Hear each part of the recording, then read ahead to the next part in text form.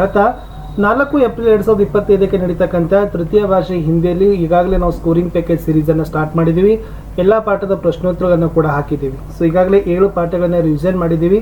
So scoring package ಅಂತಕ್ಕಂಥ ವಿಡಿಯೋಗಳನ್ನ ನೋಡ್ಕೊಡ್ರಿ. ಸೊ ತುಂಬ ಇಂಪಾರ್ಟೆಂಟ್ ಆಗಿರ್ತಕ್ಕಂಥ ವಿಡಿಯೋ ಇದಾವೆ. ಸೊ ಈಗ ಒಂದು ಮಾಡೆಲ್ ಕ್ವಶನ್ ಪೇಪರನ್ನು ಸಾಲ್ವ್ ಮಾಡ್ತಾ ಹೋಗ್ತೀನಿ ಅಂತ ಹೇಳ್ತಾ ವಿಡಿಯೋನ ಲೈಕ್, ಶೇರ್ ಹಾಗೂ ಸಬ್ಸ್ಕ್ರೈಬ್ ಮಾಡೋದನ್ನು ಮಾತ್ರ ಮರೆಯದಿರಿ.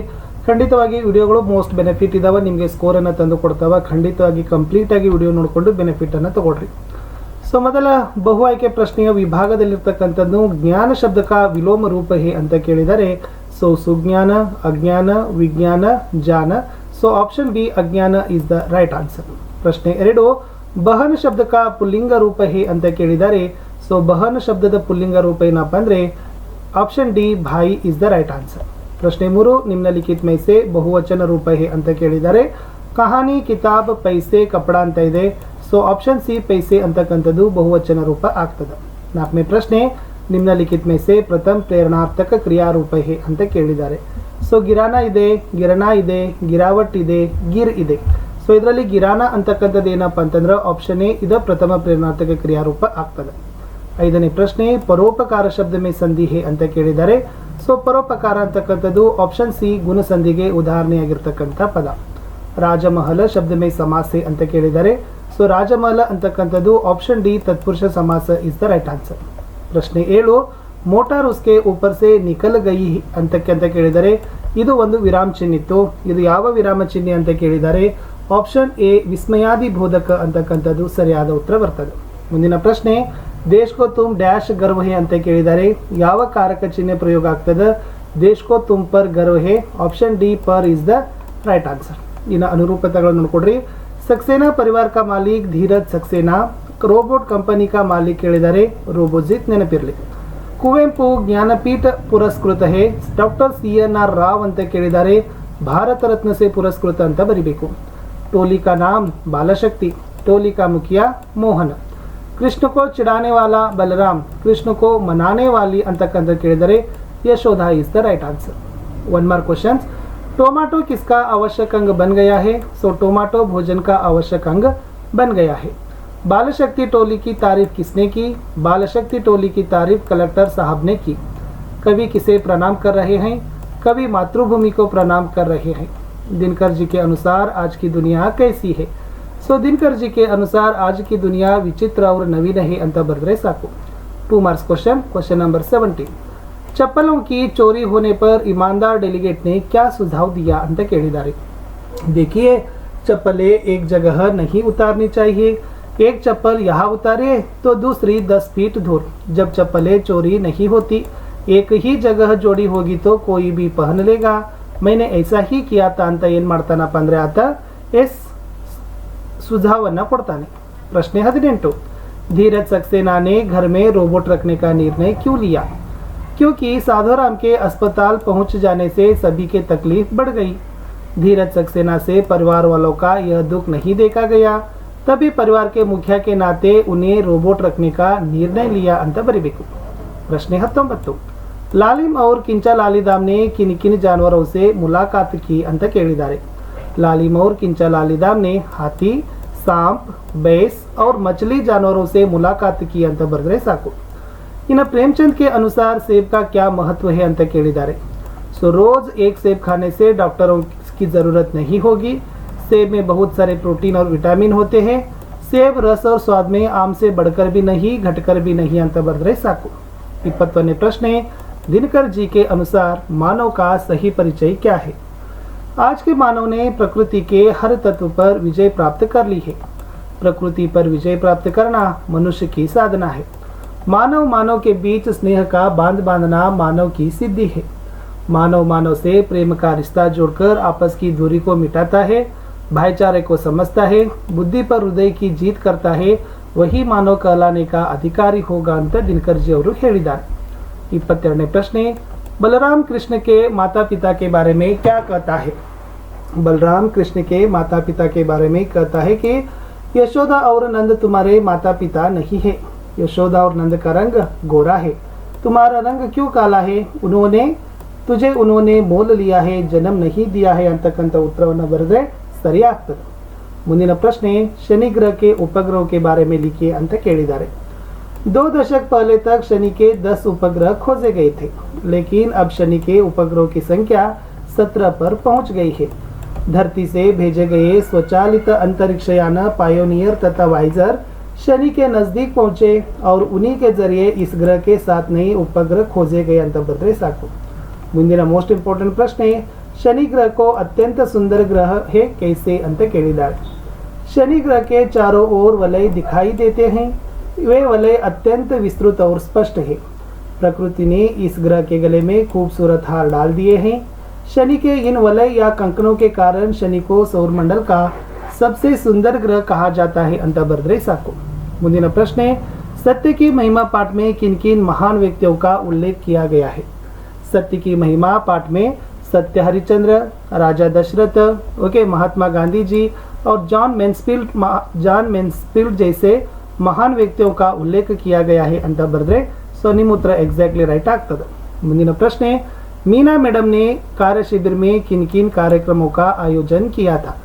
मीना मैडम ने कार्य शिविर में कविता वाचन, कविता रचना, नाटक प्रदर्शन, संभाषण कौशल, टेराकोट से गुड़िया बनाना आदि कार्यक्रमों का आयोजन किया था ಅಂತ ಬರೆದ್ರೆ ಸಾಕು।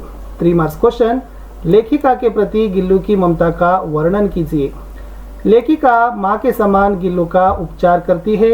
गिल्लू को हौले से उठाकर अपने कमरे में लाती है। रुई से रक्त पोंछकर गिल्लू के घाव पर पेंसिलन का मरहम लगाती है। गिल्लू के खाने के लिए हमेशा काजू और बिस्कुट देती है। गिल्लू की अंत आ जाने पर उसके पंजे ठंडे होने लगती है तो हीटर जलाकर उसे उष्णता देने का प्रयत्न करती है। गिल्लू की समाधि को सोंजू ही लता के नीचे बनाती है ಅಂತ ಬರೆದ್ರೆ ಸಾಕು। ಮುಂದಿನ ಪ್ರಶ್ನೆ जलालुद्दीन के व्यक्तित्व का परिचय दीजिए। जलालुद्दीन एक स्थानीय ठेकेदार था। जलालुद्दीन अंग्रेजी में लिख सकते थे। जलालुद्दीन के बराबर शिक्षा का स्तर किसी का भी नहीं हुआ था। जलालुद्दीन कलाम जी को हमेशा शिक्षित व्यक्ति, वैज्ञानिक खोज, समकालीन साहित्य, चिकित्सा विज्ञान के बारे में बताते थे। जलालुद्दीन ने कलाम को सीमित दायरे से बाहर निकालकर नई दुनिया का बोध कराया ಅಂತಕ್ಕಂಥ ಸಾಲನ ಸಹಿತ ನೀವು ಬರಿಬೇಕು। ಮುಂದಿನ ಪ್ರಶ್ನೆ सोशल नेटवर्किंग एक क्रांतिकारी खोज है कैसे स्पष्ट कीजिए। सोशल नेटवर्किंग एक क्रांतिकारी खोज है जिससे दुनिया भर के लोगों को एक जगह पर ला खड़ा कर दिया है। सोशल नेटवर्किंग के कई साइट से जैसे फेसबुक, आर्कूट, ट्विटर, लिंक्डइन आदि। इन साइटों के कारण देश विदेश के लोगों की रहन सहन, वेशभूषा, खान पान के अलावा संस्कृति, कला आदि का शीघ्र हमारे समाज पर पड़ रहा है।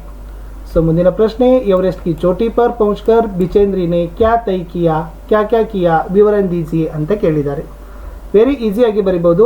एवरेस्ट की चोटी पर पहुंचकर उन्होंने अपने घुटनों के बल पर बैठी, बर्फ के अपने माथे को लगाकर सागर माते की ताज पर चुंबन किया, अपने हौले से थैले से हनुमान चालीसा और दुर्गा माँ का चित्र निकाला, इन चित्रों को लाल कपड़े में लपेटा और छोटी सी पूजा करके इनको बर्फ में दबा दिया। उसके बाद अपने रज्जु नेता अंगदोर्जी के प्रति आदर भाव से झुकाई ಅಂತಕ್ಕಂಥದ್ದನ್ನ ಬರೆದ್ರೆ ಸಾಕು। ಮುಂದಿನ ಪ್ರಶ್ನೆ कर्नाटक के प्राकृतिक सौंदर्य का वर्णन कीजिए। कर्नाटक की प्राकृतिक सुषमा नयन मनोहर है। पश्चिम में विशाल अरबी समुद्र लहराता है। इसी प्रांत में दक्षिण से उत्तर के छोर तक फैली लंबी पर्वतमालाओं को पश्चिमी घाट कहते हैं। इन्हीं घाटों के कुछ भागों को सह्याद्री कहलाता है। दक्षिण में नीलगिरी की पर्वतावलियां शोभायमान है ಅಂತ ಬರೆದ್ರೆ ಸಾಕು। 30ನೇ ಪ್ರಶ್ನೆ कविता में मातृभूमि के प्राकृतिक सौंदर्य का वर्णन कैसे किया है बताइए। भारत माँ के खेत हरे भरे और सुहाने हैं। भारत माँ के वन उपवन फल फूलों से युक्त है। भारत भूमि में खनिजों का व्यापक धन भरा हुआ है। भारत माँ सुख संपत्ति धनधाम को मुक्त हस्त से बांट रही है ಅಂತ ಬರೆದ್ರೆ ಸಾಕು। ಮುಂದಿನ ಪ್ರಶ್ನೆ कविता के आधार पर समय का महत्व को समझाइए ಅಂತ ಕೇಳಿದ್ದಾರೆ। समय बहुत अनमोल है। समय का महत्व धन से भी ज़्यादा है। सब समय सुसमय होता है। समय को नष्ट करने से सुख नहीं मिलता है। हमें काम करने का जो अवसर मिलता है उसे व्यर्थ जाने नहीं देना चाहिए। आलस को छोड़कर जो काम करना है उसे उसी समय में करना है। समय ईश्वर का दिया हुआ अनुपम धन है। हम जो भी काम करते हैं उसे मन लगाकर करना चाहिए ಅಂತ ಬರೆದ್ರೆ ನಿಮ್ಮ ಉತ್ತರ ಸರಿ ಆಗ್ತದೆ। ಸೊ ಮುಂದಿನ ಪ್ರಶ್ನೆ 32 ಮುಂದಿನ ಪ್ರಶ್ನೆ, निम्नलिखित दोहे का भावार्थ लिखिए ಅಂತ ಕೇಳಿದ್ದಾರೆ. ಸೊ दोहा ಇತ್ತು ಮುಖ್ಯ ಮುಕ್ಸೋ ಚಾಹಿಯೆ ಖಾನ ಪಾನಕೋ ಏಕ ಪಾಲೈ ಪೋಸೈ ಸಕಲ ಅಂಗ ತುಳಸಿ ಸಹಿತ ವಿವೇಕ ಅಂತಕ್ಕದ್ದನ್ನು ಕೊಟ್ಟಿದ್ರು. ಸೊ ಇದರಲ್ಲಿ ಏನೆಲ್ಲ ಬರಿಬೇಕಾಗಿತ್ತಪ್ಪ ಫ್ರೆಂಡ್ಸ್ ಅಂದರೆ, प्रस्तुत दोहा राम भक्ति शाखा के प्रमुख कवि तुलसीदास जी द्वारा लिखी तुलसी के दोहे से लिया गया है. भावार्थ, प्रस्तुत दोहे में मुखिया के स्वभाव के बारे में बताते हुए तुलसीदास जी कहते हैं कि मुखिया को मुख के समान होना चाहिए, क्योंकि मुख खाने पीने का काम अकेला करता है, लेकिन वह जो खाता पीता है उससे शरीर के सारे अंगों का पालन पोषण होता है. उसी तरह मुखिया को भी विवेकवान बनकर काम अपनी तरह से करे, उसका फल सभी में बांटे ಅಂತಕ್ಕಂಥ ಉತ್ತರವನ್ನು ನೀವು ಬರೆದ್ರೆ ಸೊ ಖಂಡಿತವಾಗಿ ನಿಮಗೆ ಅಂಕಗಳನ್ನು ಏನು ಮಾಡ್ತಾರಪ್ಪ ಅಂದರೆ ಕೊಡ್ತಾರೆ.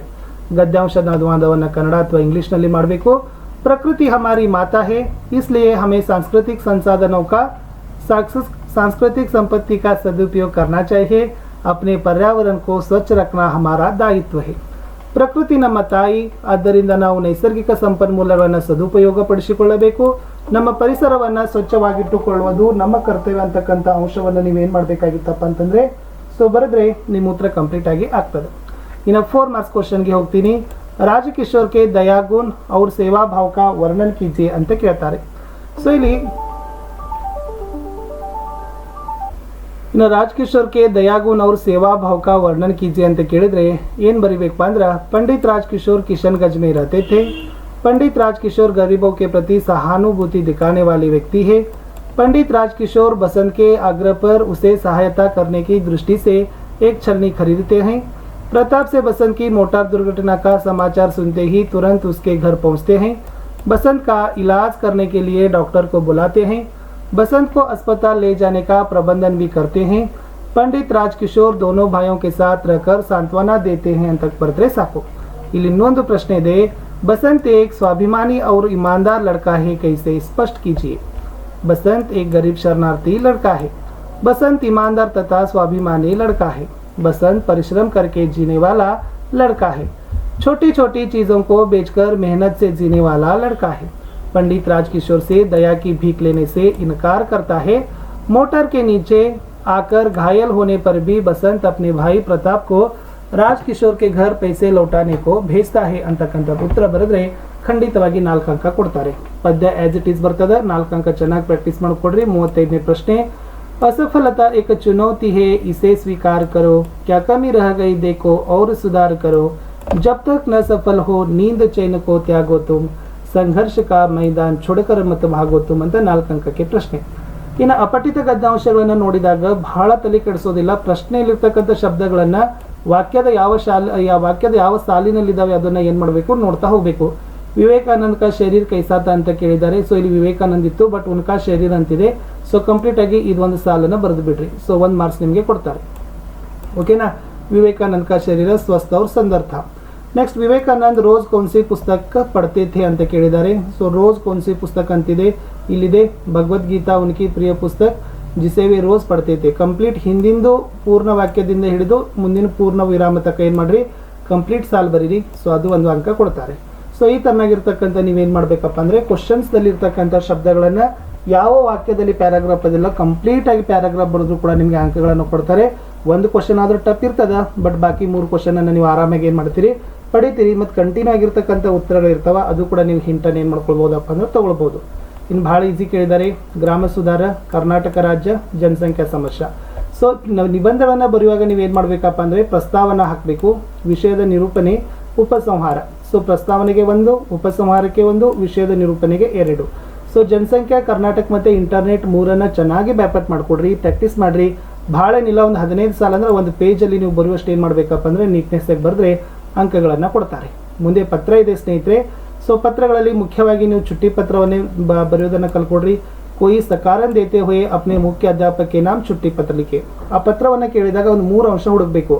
ಎಷ್ಟು ದಿನ ಕೇಳಿದ್ದಾರೆ, ಸೊ ಇಲ್ಲಿ ದಿನ ಇಲ್ಲ, ಏನು ಕಾರಣ ಕೇಳಿದ್ದಾರೆ, ಯಾವುದೇ ಸಕಾರಣ, ಯಾರಿಗೆ ಬರಿ ಅಂದಿದ್ದಾರೆ, ಮುಖ್ಯ ಅಧ್ಯಾಪಕಕ್ಕೆ ಬರಿ ಅಂದಾರೆ. ಸೊ ಅವಾಗ ನೀವು ಬರಿಬೇಕಾದ್ರೆ ಏನು ಬರಬೇಕು ಅಂದರೆ, ಸೊ ಇದರಲ್ಲಿ ಪ್ರೇಷಕ ಪತ್ರ ಇರ್ತದೆ, ಸೇವಾಮೇವ್ ಇರ್ತದೆ, ಅಭಿವಾದನ ಇರ್ತದೆ, ವಿಷಯ ಇರ್ತದೆ, ಪತ್ರದ ಕಲೆಯವರು ಇರ್ತದೆ, ಸಮಾಪಾನ ಇರ್ತದೆ. ಸೊ ಇಷ್ಟು ಸ್ಟೆಪ್ಸ್ಗಳನ್ನು ನೀವು ಬರೆದ್ರೆ ನಿಮಗೆ 5 ಮಾರ್ಕ್ಸನ್ನು ಏನು ಮಾಡ್ತಾರಪ್ಪ ಅಂದರೆ ಚುಟ್ಟಿ ಪತ್ರದಲ್ಲಿ ಕೊಡ್ತಾರೆ. ಚೆನ್ನಾಗಿ ಪ್ರಾಕ್ಟೀಸ್ ಮಾಡ್ಕೊ.